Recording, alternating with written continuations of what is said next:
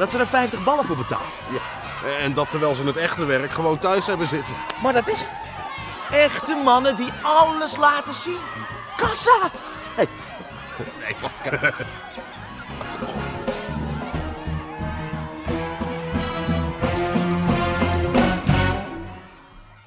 Berry te Stegen, 35 jaar, werkloos, gescheiden. Staat op mijn zak in de schulden en als ik snel niet wat geld verdien, mag ik mijn kind niet meer zien. Ik ben Dave van der Molen.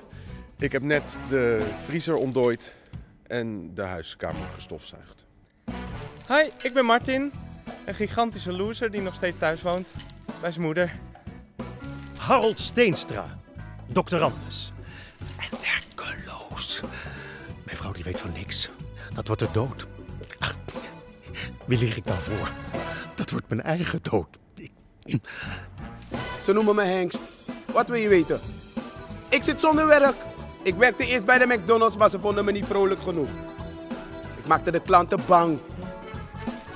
Erik Vogelzang. Ik heb altijd al danser willen worden.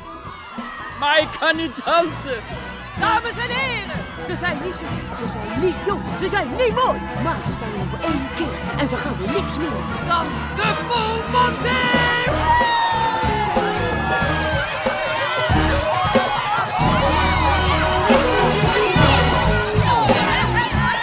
The Full Monty.